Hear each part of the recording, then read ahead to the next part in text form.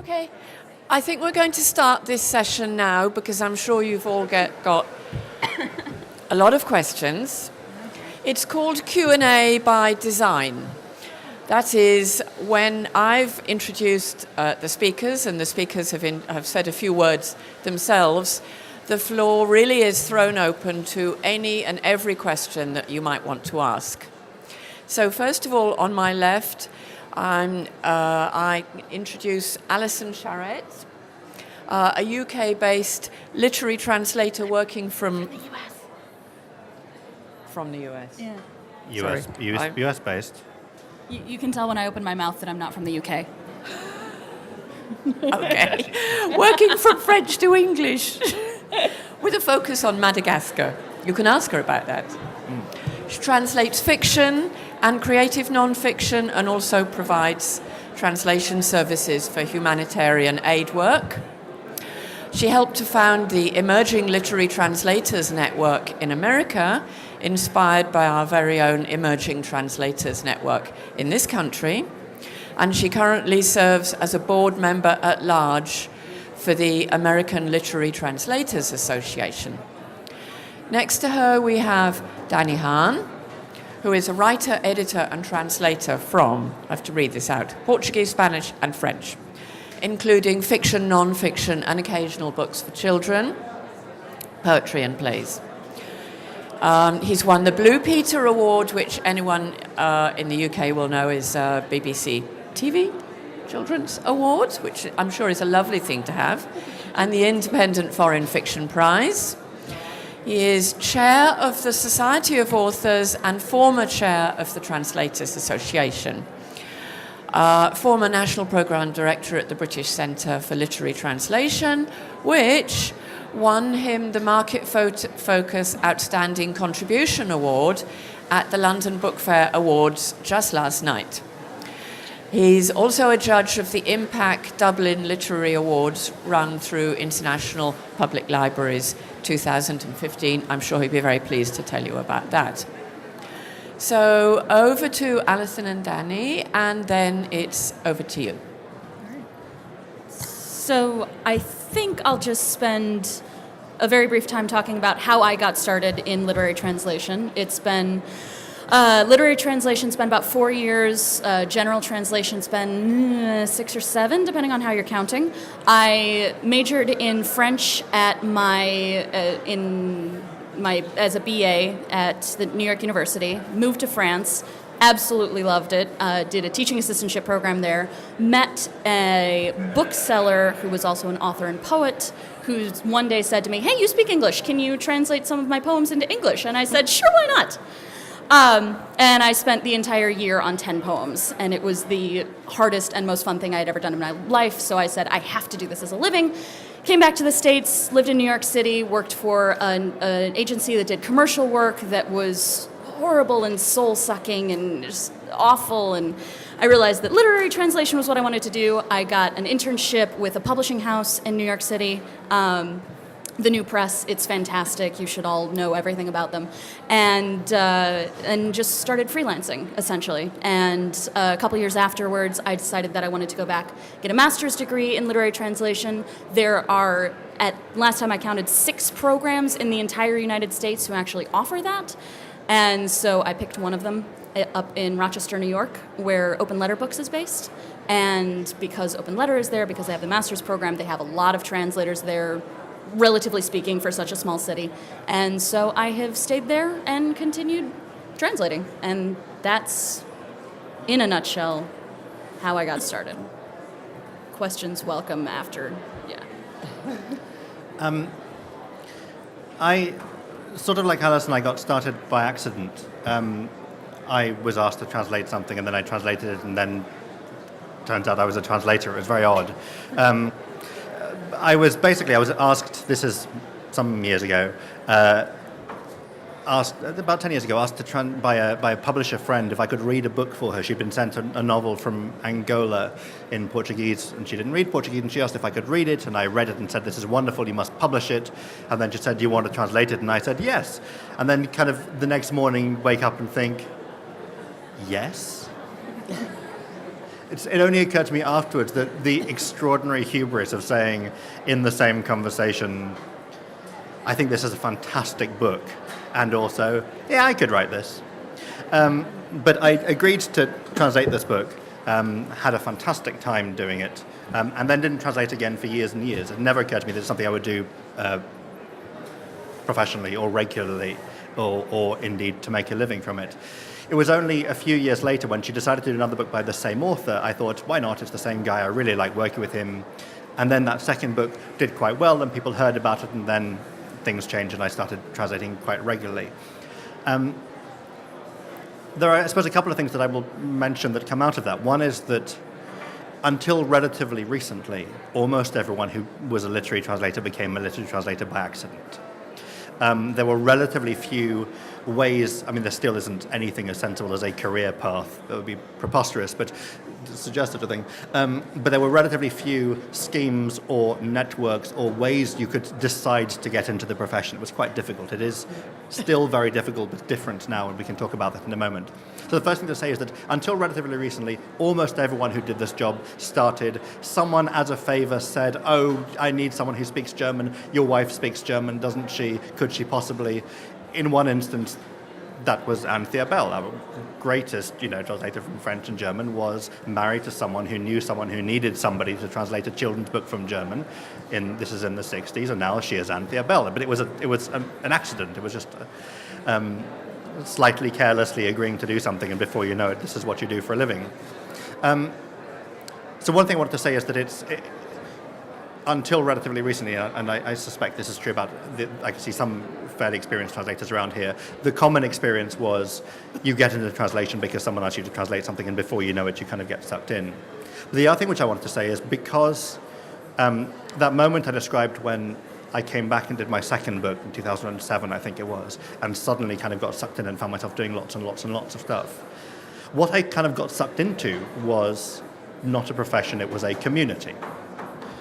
I joined the Translators Association, I started meeting translators, I started looking at prize lists, I started reviewing. In fact, the thing which I would tell people, if you want to become a literary translator, what do you do? And the answer is be here. Be at the Literary Translation Centre of the London Book Fair. Because actually, one of the things that has made it, if not easier, certainly more pleasurable and somehow more predictable to get into the profession is that there is this community of translators, that we do meet in places like this. And it does mean that there is a sense in which there are certain steps you can actually take to get into the profession. There are schemes and there are whatever mentorships and schools and whatever that I can talk about. But part of it is about beginning to be part of a community of people who are in this room, who may have the same languages as you, people who go to certain events and that kind of thing. I'm not sure what else to say generally, except, yes, I think it's not easy to join the profession now, and it would be ridiculous to suggest that it is. But there are sort of mechanisms, and there are ways of doing it, and there are bits of advice you can kind of give people, which I think we probably will, and there are networks you can join, all of which, or most of which, are very, very new. So I think this is a very exciting time to join the profession. And what we're hoping to do, and this is something which I did a little bit when I was working at the British Centre for Literary Translation, is we're trying to get more and more translators because it's really important. We have lots of really good, really talented and passionate people doing this job. But we also have to find ways of increasing the pool of work there is, because actually otherwise we're just frankly creating competition for ourselves, and I don't want that. So I'm trying to think of ways in which I can simultaneously find and train and help lots of people who want to be translators from Portuguese, but also work towards increasing the demand for our work. So I think one of the reasons this is quite an exciting time is because it does feel that the pool of work that's available is growing while the profession is growing as well. So I hope there is a kind of dynamism which makes it possible to join the profession with a sense that there may actually be some work to do. Right. Do we have any immediate questions now? Who's going to be brave first person? Yeah? Hello, could you please speak up, if you don't mind? It's very noisy in the back. Thank you. Certainly. That was a very easy question. Yeah. Thank you. Okay. You want more questions like that? I'm going to put in a point, and then we'll come to you. We may have all got into it fairly randomly, but there are now rather more systematic ways of becoming a translator, e.g. training. And we can talk a bit about training, certainly, if you want. There's informal training, where an experienced translator will co-translate with you or will mentor. There are training programs, there are summer schools. We can tell you about translation in the city, happening in 8 different languages in London this June, and so on and so forth. So we don't want to make it sound as if it's all totally random. We do actually have good structures in place now. And the first question. Yeah. Do we have a... Yeah, microphone's just coming. Mike. Thank you. You said that after your second translated book, the work started rolling in, but how did it come rolling in? Was it that you said, I've translated a book, now I'm great? Or people said, this guy's great, let's give him work? I wouldn't quite say the work started rolling in, but I have been translating regularly since then. I mean, I think there are very, very few translators, even the ones who are much more experienced than me and much better than me. There are very few still who have work absolutely consistently rolling in. There is still an element of having to hustle for it. I have a couple of things lined up now until the summer, but I have no idea what I'm going to be translating in July. You're constantly having to create work. And again, that's part of what being here is about.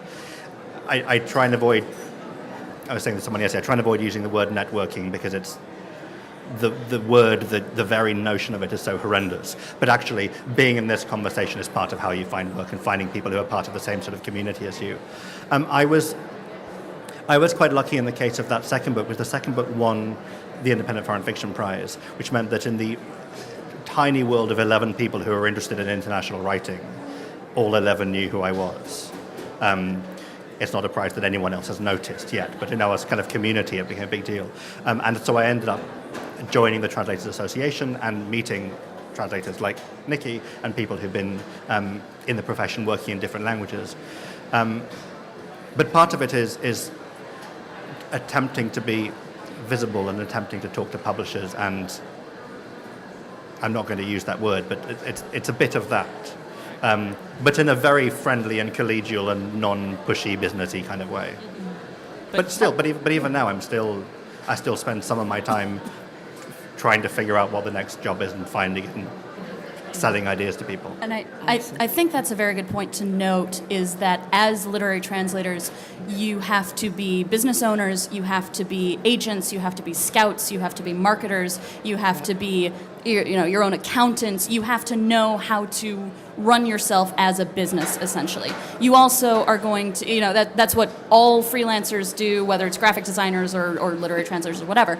And there's also the other side of that, where even if literary translation is what you want to be doing with your time, the grand majority of people also do something else. Whether that means they have a salaried day job and they work 9 to 5 and then they do their translations on the weekends, or whether that means they just freelance in a lot of different areas. So I, for example, do some commercial translations. I used to have a part-time job just in the town that I live. If you have a spouse or a partner who has a salaried position somewhere, that is extraordinarily helpful. Trust fund, obviously. Right. Good. If you're independently wealthy, get a trust fund. First piece of advice: find a trust fund. Trust fund, sugar daddy, whatever you want to do. Mustn't be proud. No. But you do need to realize that it's not just translation that you're going to be doing. You're going to be doing a lot of other work that is related sometimes, whether it's in order to do the translation, so you have to go find the books and you have to write your readers' reports and send them out to publishers and convince them to buy the book and convince them that you should be doing the translation, or whether that's just, hey, so I need to pay my rent in 2 weeks, so I need to do some other work that will pay me now.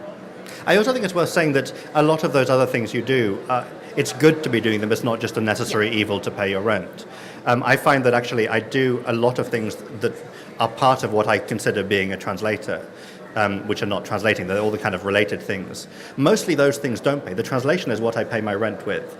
But I do other things like reviewing translations or judging prizes or talking to people or coming to meetings and all the things that kind of surround it. Those are the things I do because actually I think it's an important part of being a professional.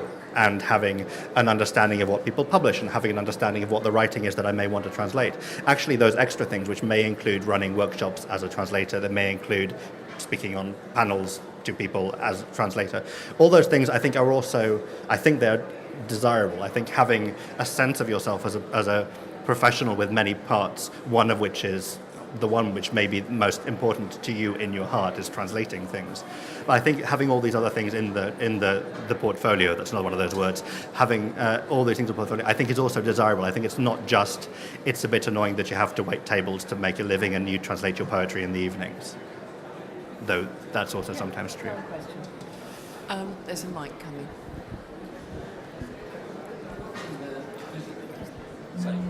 Right. In the digital age, how much automated translation do you use? I mean, how much you use Babylon and Google Translate, etc.? I know there is, at the end of the day, human translation is the best, but that would aid. Do you want to answer that, Allison? I personally do not generally use any sort of machine translation or cat tools or anything.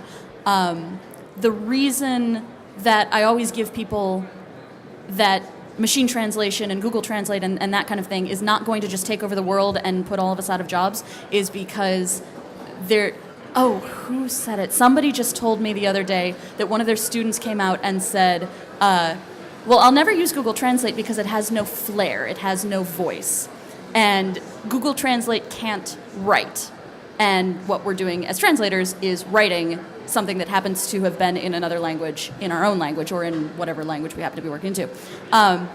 So for literary translation, for the books and the short stories and the poems and that kind of stuff, I do not use Google Translate, I don't use cat tools, anything like that. There are a couple of commercial jobs that I have where I do use cat tools. My favorite is Omega T because it's free and open source and it's great. And it's basic, but it works for my purposes. And that's just because some of the humanitarian aid things that I do, a couple of the very, very commercial things that I've done over the years, you need that consistency that is much easier to get with cat tools. When you're doing literature, there's no way that's going to help you.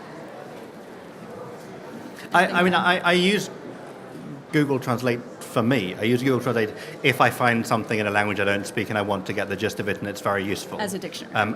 But also just if there is, and if a lot of my friends are linking to a newspaper article in German and I don't speak German, I will put it through Google Translate and have an idea of what it says. I don't have an idea of, as Allison said, voice. I don't have an idea of texture of the writing. I don't have an idea of tone or anything like that. But I have a rough idea of the data which is being conveyed, and I use it for myself. I don't use it for my own translations at all. And part of it is what Allison was saying about it not being a writing thing. It's not a tool that is designed to be a writer. But one of the reasons is Google Translate, which I think is the best of these by a great distance. One of the reasons it's the best is because it is, as I understand it, I'm not an expert, but the quality is going up very quickly because it's using all of the internet as the kind of corpus from which it's learning. What this means is it's looking at all of the things that exist out there and figuring out what is the most likely meaning of this thing based on other things that appear on the internet. Literary writing, interesting literary writing, isn't doing the most likely thing. The kind of writing that is going to be unusual, that is going to be unprecedented, that is going to be trying to find new ways of using language, will be exactly the kind of thing that it's not so good at. The kind of writing I like, where you find a phrase, you find a little cluster of words which has never been used before because it's such an imaginative way of bringing words together to create an effect. Those are the kind of things it's going to be least good at, because those are the things which are what make literary texture and voice and all those things which are important to us as writers. For data, Google Translate is getting better and better, and it's useful for that, but it doesn't do voice, and writers do voice. That's why we do this. Speaking of myself. One way over there. Voice.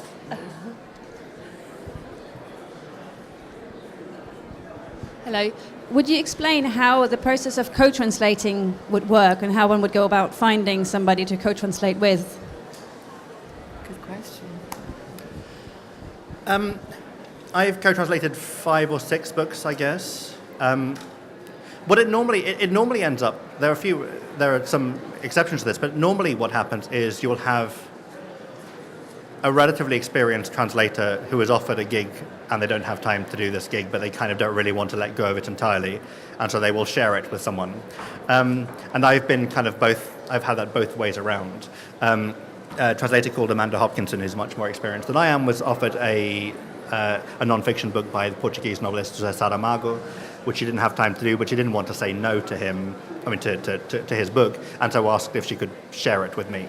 I last year was offered a Spanish novel that I wanted to do but really didn't have time for because it was 12 billion words long and they needed it in like 17 minutes. But I said I would quite like to do it for various reasons, so I'll have to find a friend of mine who can help me. In all of these cases, it was again about having this community and people knowing each other, especially people who work within the same languages. I know most people who work in certainly in Portuguese and Spanish, who are more experienced than me and also who are less experienced than me.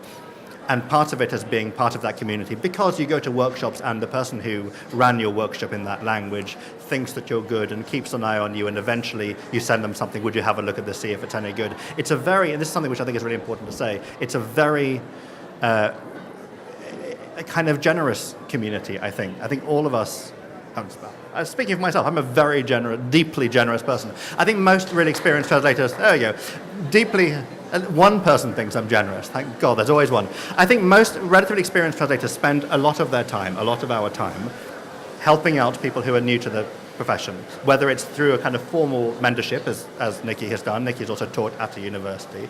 Also just kind of finding ways of helping out people who are entering the profession. And that becomes a way of getting to know the people who are the experienced translators in your language, who will help you out, and who will eventually be the people who may share a book with you. A lot of people who are really good translators now became really good translators by co-translating with more experienced people. There's someone, I'm not sure she's around at the moment, Rosalind Harvey, is a fantastic translator from Spanish, but she began by co-translating a couple of books with Anne McLean, who's a really, really fantastic translator from Spanish, and wanted someone to do the work with her, but also wanted to help out. She thought Rosalind was great. She'd met her at, I think, summer school, and they co-translated a couple of things, and then Rosalind took on her first solo job, having learned a huge amount from working with Anne.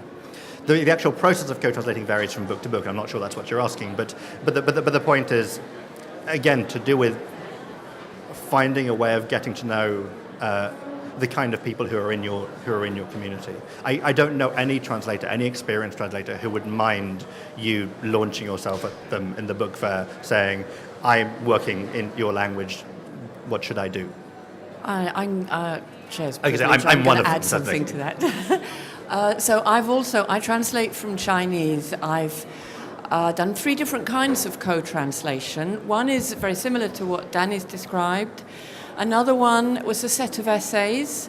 It happened that the other translator was less experienced than me, but I don't think it was relevant in that case. She did half, I did half. How did we know about each other? Well, we knew about each other because of the community. We both knew we couldn't finish the project in time.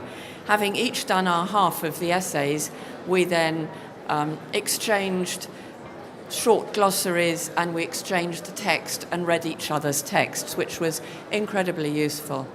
Another way, which I've done once, that is particularly relevant to a language like Chinese, where you get a lot of native Chinese speakers whose English is very good, but not good enough to produce a finished text for an English language publisher, is that she translated the whole book. I then went over it. So many different ways of doing it, but ultimately it comes down to the translation community. And if we're talking about the community, I think now might be a really good time to tell you about all the organizations that are out there that you should go join right now. There is the Emerging Translators Network, which is brilliant. It's an online forum that's essentially a support group. And I believe there are cards at the Society of Authors table in the back. Okay. Where that banner is. Right, the big friendly banner over there. There is the Essentially the same thing in America, which is ELTNA, the Emerging Literary Translators Network in America, which I have cards for if you're interested. What's the requirements of getting into the TA? You have to have published a translation? To get into the Translators Association in the UK, you have to either to have published a translation or to have been offered a contract, essentially, by publishers. You don't actually have to have published it or indeed signed the contract, but you have to be kind of in conversation with the publisher about doing a job. Mm-hmm. The rationale is, one of the things you get from joining the Translators Association is they will go through your contract line by line by line before you sign it. Not once you publish the book when it's too late and you've made your mistakes. Before you sign it, they'll go through the contract line by line. So basically the point at which the Translators Association could conceivably be useful to you is the point at which you're eligible to join. Mm-hmm.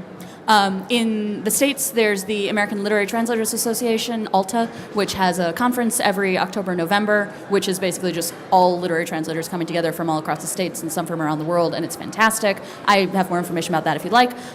There is a new Facebook group called the Translators Association Diaspora, the TA Diaspora, for people who are living in a country that is not their not the target, not their target, their market target language, which is usually then not their native language. Essentially, just to keep up with what's going on in the rest of the world of translation. There are mentorships that are offered, which are very, very, very cool. There's the British Literary Translation Center mentorship, and ALTA is actually copying that, and we're going to be announcing the first pilot year for the Americas probably within a couple of months. Do you want to say a couple words about the mentorships? Yeah, the mentorships which are set up between the British Centre for Literary Translation and the TA, Translator Association, was piloted 5 years ago. Nikki was one of our pilot mentors. Does sound like you're actually flying a plane, teaching young people to fly a plane. She was a mentor pilot for us. And the way they work is you get selected basically based on promise rather than experience, to have 6 months of an experienced translator, usually someone working in your language, looking over your shoulder and advising you and looking at your work and picking holes in whatever you're writing and that kind of thing. We've now had 52 mentorships, I think we have had in the last 4 or 5 years. There's an organisation who have a table just behind you there called Writer Centre Norwich, who are managing the mentorships in future, so you can go and ask them if you want to know more about it. But every year the idea is about 12 new translators, emerging translators are chosen to have this kind of shadowing for 6 months. One of the things I quite like about it is they run concurrently, even if you're working with different mentors in different languages. They run concurrently, so you become a kind of cohort of 12 new translators all simultaneously being mentored. But a lot of what you get out of it is having this very close attention from, it may be, if it were Chinese, it may be Nikki, if it were Portuguese, it might be Margaret Jill Costa, if it's Turkish, it might be Maureen Freely, etc., etc. Really amazing translators in those languages who will advise you partly on the business and the contacts and the publishing world and the writers you might find, but also on the craft, on the detail, doing really close reading of your work and asking annoying questions about punctuation. Mm-hmm. And it's there's amazing. There's also different competitions that you can put your work forward for, especially when there's a lot for beginning and emerging translators. There's the Harville Secker Prize. There's the what else is over here for emerging people? The Harville Secker Young Translator Prize is something which happens every year in a different language. We focus on one language every year. This year's is going to be announced this afternoon here at 5-something. Ellie Steele from Harville Secker is going to be announcing the language of this coming prize. There are things like the Stephen Spender Prize for translating poetry. There is the John Dryden Prize for unpublished translations. There are lots and lots of different kinds of prize for unpublished as well as for published work. And they are quite a good way of getting, in some cases, feedback, but also getting a kind of attention for your own work and for the work of writers who you're interested in translating. That's quite important too. And especially for unpublished work, there's also grants you can apply for. There's a really good one from Penn America called the Penheim Translation Grants, which are specifically for unpublished work. Gives you money to do a project that you might not otherwise have had time or the ability to do. There's travel fellowships for the annual ALTA conference. This year it's going to be in Tucson, Arizona, and it essentially gives a young translator money to come to the conference and meet all of the U.S. translators. And of course, I being me, I think this is the greatest thing ever. But there's all of these things around that you can get your work out there for, and it's a really good way to start seeing who the big players are and to get all of the people in the community to know who you are as well. And the schools, we should talk about the training schools too. The Translate in the City and the... I was actually going to ask a show of hands. How many people here have done any kind of training in translation? Oh, fantastic. Wow. Yes. Well, I'm keeping my hands down. You? No one on stage who put their hands up, shamefully. Just as of a year ago, and that's it. So. Oh, have you? So I did the master's program. Oh, of course it must have. So, it's like a proper translator, this one, you see. Apart from the very serious MAs and even MScs in translation, which you can do in universities, there's also summer schools which we're all involved in. For example, Translate in the City will take place at City University for a week in June, and if you'd like information, if you look on the Society of Authors table over there where the banner is, there's some flyers, 8 different languages offered. BCLT Summer School is the last week of July. It's happening in Norwich, and that is a number of different language-specific workshops, but there are also two workshops that are not limited to languages. One is just a translating prose workshop, one is just a translating poetry workshop, in addition to a specific Dutch workshop and a specific Korean workshop and so forth. And in Canada, there's a wonderful one called Banff up in Banff, Alberta, which is happening. I think it's June. 2 or 3 weeks in June. So you can look up information for that for next year. There's also a new conference in Vermont this year called it's a Breadloaf Translators Conference, and that promises to be fantastic as well. So it's being run by Jen Groats and Susan Bernovsky, and I think Maureen Freely, and a lot of really good people. It's also probably worth saying that the organizations we mentioned, like the associations like ALTA, like BCLT, like English Pen, this sounds like a really obvious thing, and I apologize if it sounds obvious, but these people who have mailing lists and who have Facebook groups and who have Twitter feeds, one of the things that you will find on those is also all of the other opportunities that other people have. So BCLT, for example, runs this big annual summer school, but also has occasional workshops in occasional places that pop up, which are one-offs or in partnership with a festival or in partnership with a bookshop or whatever. Translators Association is the same, and that's true with the big organizations in the US as well. So there are lots and lots of examples of one-off Saturday morning workshops, one-off Monday evening things, 3 Monday evenings in a row in partnership with someone or other. There are lots and lots of little things that happen, but all of those things will be very visible if you're on the right lists. More questions? Yes. Let's wait for the microphone. Just here in front.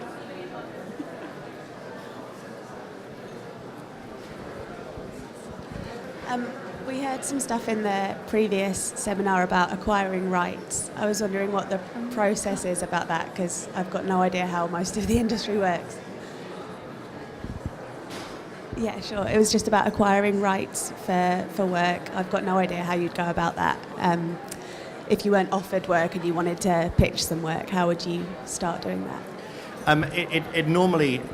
The question was about acquiring rights, and normally, as a translator, it wouldn't be your job to acquire rights. Whoever is publishing will need to acquire rights. What you should do if you're pitching a particular project is make sure the rights are available.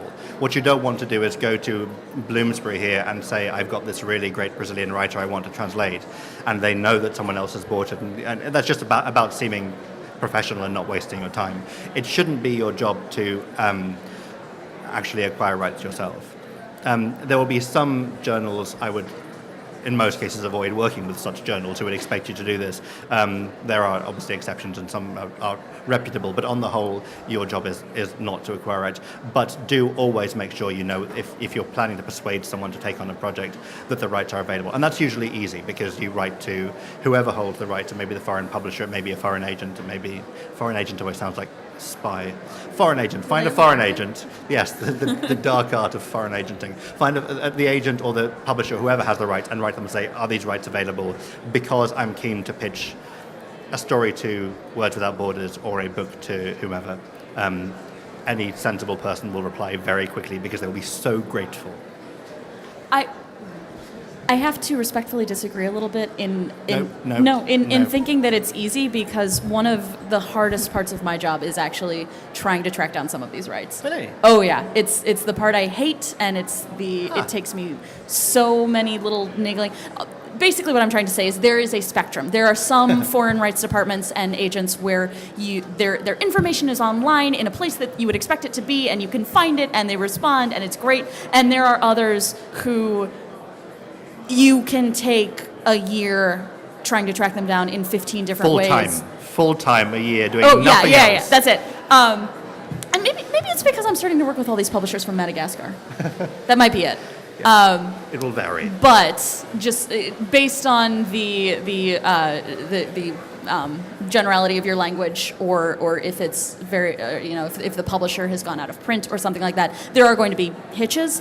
But that is the general path of do try to find the rights. And if you're working with things that are older, just have a general working knowledge of both in your country and the country you're looking at when copyright expires, because sometimes you might not even need to track down the rights, because if it's someone who's been dead for 200 years, the rights are within the public domain. So just know, and that might be a good way to start as well if you don't feel like tracking somebody down. Pick some wonderful, 1800s fairy tale or something. I agree with Allison. I don't think it's always very easy, and you do have to do it. And that's where the community comes into play again. In a country where writers very rarely have agents, I'm thinking of China, but I'm sure there are lots of countries where writers on the whole don't have agents, there is not necessarily anyone to write to. And if a writer has just died, I'm afraid that's the worst situation, because the family will still be alive and you've got to somehow find them. But it and comes... kill them. But again, it's friends of friends of friends. For my particular translation combination, we have a Google group. I would write off to the Google group. People do all the time. Does anybody know how I can get hold of X or their family? And somebody will know. But it ain't always easy.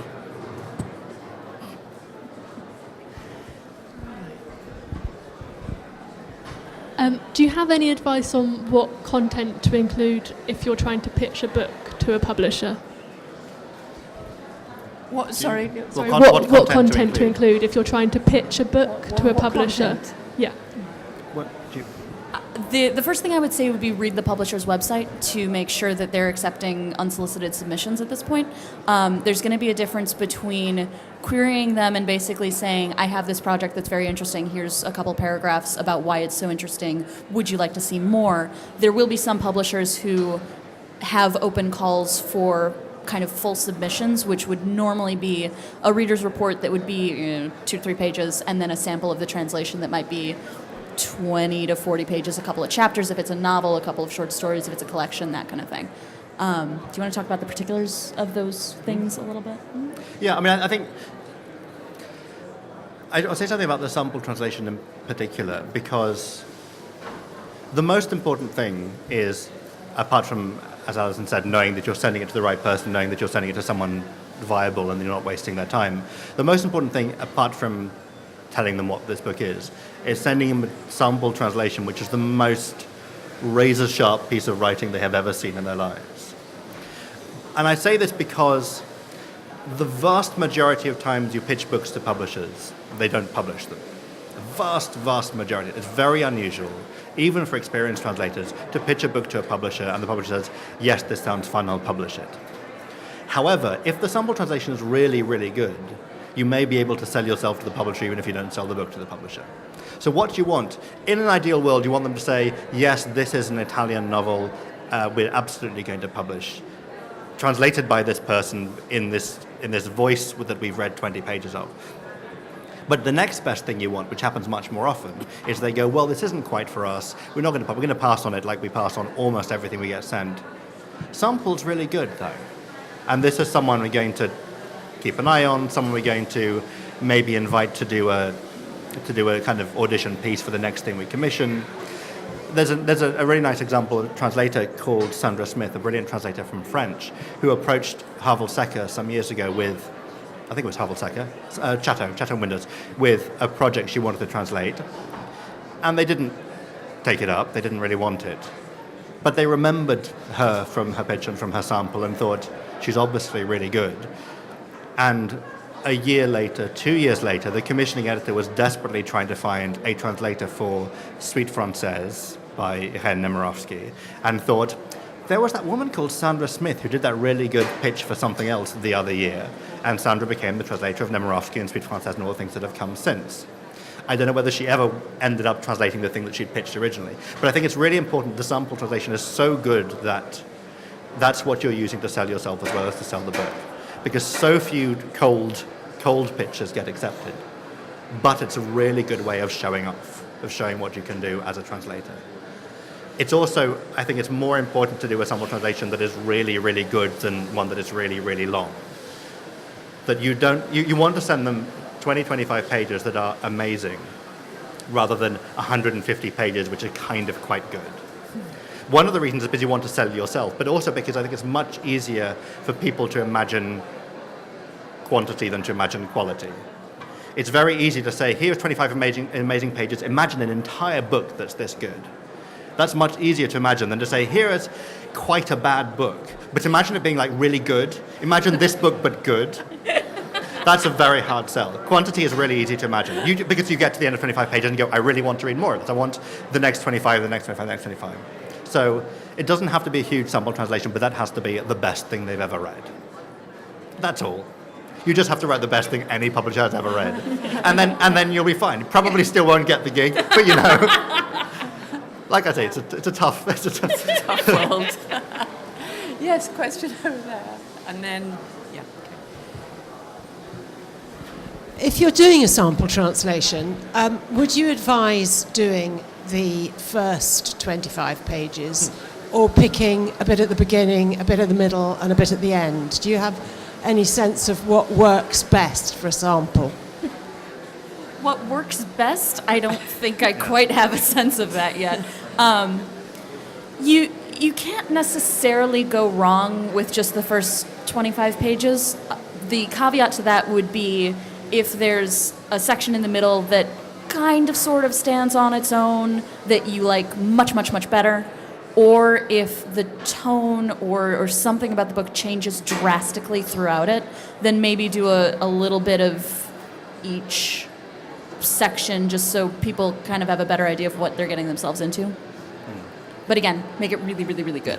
But if the opening 25 pages is both typical of the book and really gets going very quickly, if the book has 50 pages of exposition, then really don't do the opening. But if it's a book that kind of begins on page 1, then the advantage of the opening is what you want the sample to do is you want them to go, but where's page 21? I really want to read page 21. You want them to acquire the book essentially in the same way they would acquire any other piece of writing in English, which is they read the beginning and go, now what? So if the opening is the kind of opening that one would hope writers would be writing, which is a first page which makes you want to read the second page, and a second page makes you want to read the third page, then give them the first 20 of those pages, and then they will, if it's done right, they will want to read the next. But obviously, I mean, there is an element of common sense. As Allison said, if the first 20 pages are completely atypical, or if the first 20 pages are not really very good and the book only kind of gets going on page 35, then be flexible. We don't know the answer. It depends. There's a magic formula somewhere that we just page 47, have not find. You do page 47 and then page 49 to 51. Right. And then all the prime number pages. All the prime number pages under 200, basically. Okay, next question. Well, I had the same question, but I had another one as well, which I'll try and work out how to say it. I had the same question, so thanks for that answer. But I contacted an author and sent him a trial translation, which he really liked. And he said he'd be interested in talking to the publishers if they decide to publish his next novel. But he already has a translator who's published his first novel. So there's a question of sort of the ethical thing about, you know, whether you try and steal somebody else's work. But now what you've said about sending samples, because it's obviously brilliant, the work that I've done. I spoke to the publisher today. They're not interested in the book because they think it's a really difficult sell. can you then, what would be the sort of the idea about using that sample or a different sample to tout around to others, not necessarily to get the book published, but as a illustration of your translation work?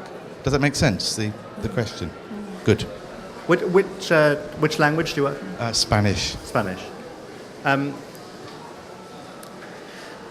The difficulty, I guess, is that publishers don't expect you to send them samples on the basis that you're selling yourself as a translator. If the rights to the book are available, then I suppose you might, as it were, by stealth do that by trying to sell the book that they probably don't want. But I'm not sure trying to show off what you can do using something which you don't think they're going to really want to buy is the best way to do it, unfortunately. It's just that, it's like it's you were saying, I'm really passionate about yeah. the book, and I think it's a really good book, and I think it should be published. So it's that kind of idea as well.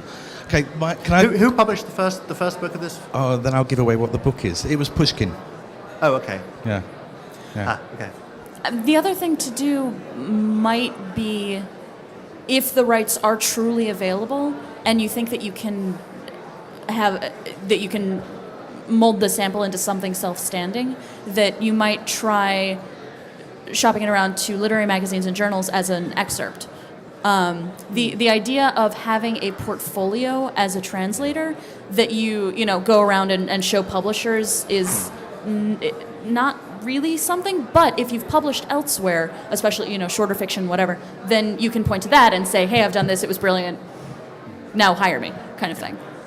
It's also worth, and this is kind of an obvious thing to say, but if it's an amazing book and there really isn't a single publisher in the UK who could conceivably want to buy this actual book in your translation, there are 12 million publishers in the US, and there are 4 million publishers in Australia, and there are a few 100,000 English language publishers in other places. And I certainly work as much for publishers in the rest of the English-speaking world directly. Sometimes those books then get sold back to UK publishers. But the English language market is now one market in which all of us are working. So it is worth also thinking about that, which, as I say, is probably obvious, but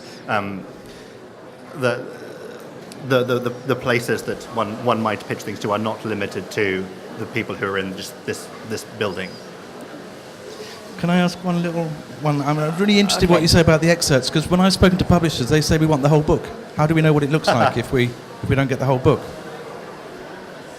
Well, they can't have the whole book. They have to pay for the whole book. Tell them to grow up. Tell them I said, don't tell them I said so. No, of course, I understand every publisher ideally would like to know what they're buying.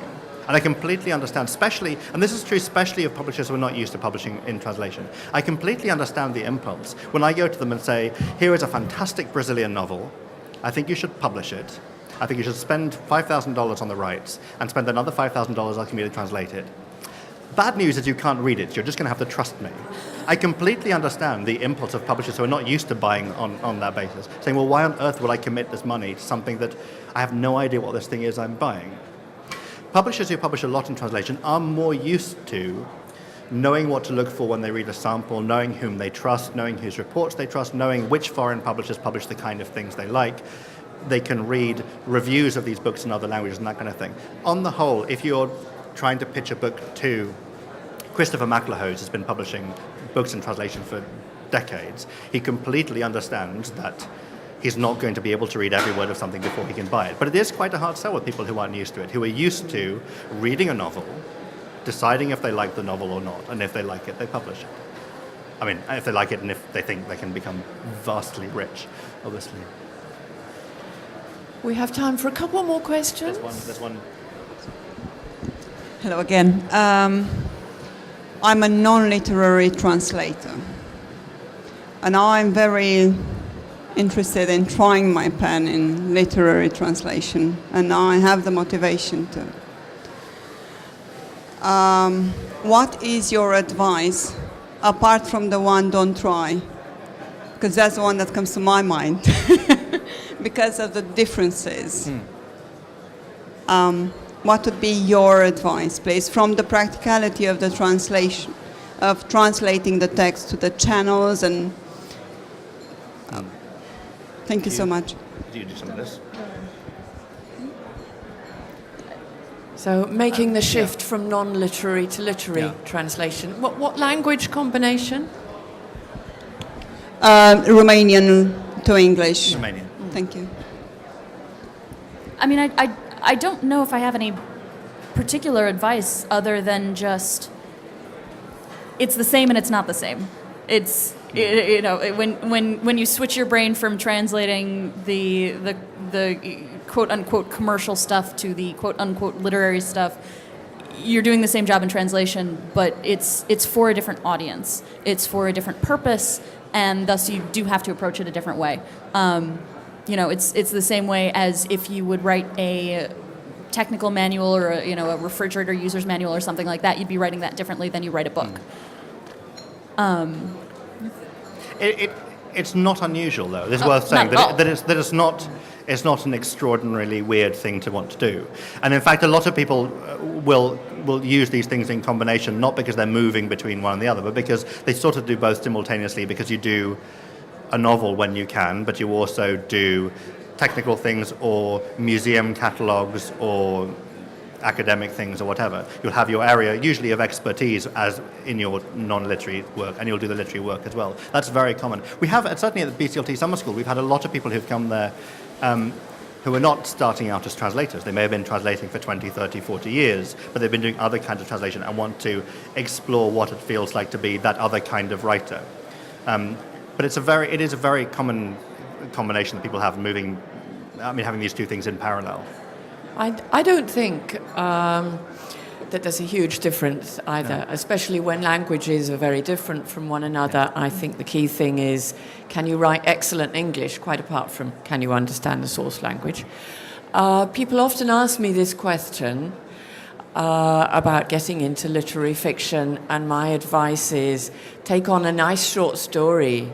Find a short story you really like and have a flutter with it. Then you haven't wasted a huge amount of time, like you haven't taken on a whole novel. Well, then there are a myriad different literary magazines out there. Make your own little list. Find out which one you think your story would fit. Find out when they're accepting submissions and get it published. There's absolutely nothing like increasing your confidence in literary translation than getting a short story published in a literary magazine. So I think that's a good way to start, and then see where it takes you. And I will mention, too, that for some languages and some source countries, finding a short story might be difficult if there's not a culture of publishing short stories. But there's plenty of things you can do with, if you do visit that country or live in that country, you can troll bookstores, that kind of stuff. You can ask your friends who live there. You can ask, if you know people who are authors or you know people who know authors, you can ask them for just things that they've written that they would want to see out there, that they're interested in having done. So there's enough avenues that you can approach it from that something should pop up. Do you have anything else you want to add, or shall we wind up? There are a couple of things which I wanted to mention, which I haven't mentioned yet. One is, having said, come to the London Book Fair, which is slightly redundant for those of you who are here. Obviously, those of you who are watching our streamed version, you're in the wrong place. But those of you who are here, you get a special prize. There are certain things kind of in the calendar. If you're in London, it's International Translation Day. There are various kind of key moments in the calendar, which is 2nd of October this year at the British Library. There are certain kind of key moments in the calendar where kind of the tribe gathers, right? And this is where some of these people will be here. The experienced translators in your language who will do favors for you will be there. Those are the places to be in the room with all of these people, because mostly we're quite nice. The other thing which I'll mention, which is kind of related to that, is find out what the community is for your particular language. Find out who the institutions are for your particular language. Because there are things, if you happen to work from Romanian, which are completely different from if you happen to work from French. There are institutions that support publications translated from certain languages, and there are clusters of translation. If you work from Chinese, you need to know about Paper Republic, which is a website that Nikki is involved with. So that's really important as well as not just little plug Paper Republic. Yes. It's very important. Paper-republic.org. There we are. So it's thinking about the community, but also thinking about the network of people who are specifically working towards translating books from Portuguese, who want to know about Brazilian literature, because they will know what's happening. They will be able to recommend work to each other. They will be able to have a drink with you and answer really annoying questions about what the hell this sentence means when you know. So think about the networks which are specific to the language. If it's Spanish, you should be reading new Spanish books. If it's German, you should be reading new books in German. The Goethe Institute, the French Book Institute, all these people. And they also will be commissioning little bits of translation. The foreign, I'm going to say it again, foreign agents. The foreign agents, spies, and other people similarly in that area, will also, in that language, will be commissioning little samples and will be commissioning reports and will want people who are prepared to help them out to sell the things they want to sell. So think about those quite bounded communities as well as the kind of wider community. I would just say, get someone else to do your taxes. But seriously, working as a freelancer, I don't know how it is in the UK, but in the US, it's one of the most confusing things you can do. I congratulate you, good sir. That's great. No, no. If whatever, as I was saying before, you're a business person, and whatever parts of that you need help with that you're not good at, feel free to get other professional help with it. As the TA gives out legal counsel and contract vetting, that kind of stuff, so you don't have to be a lawyer. You know, if you can't do your own taxes, go get your own accountant and have them do your taxes. There's no shame in not being able to do it all. Okay, I would like to huge thanks to Allison and Danny, and to you as the audience for asking some really good questions, and thank you very much. Mm-hmm.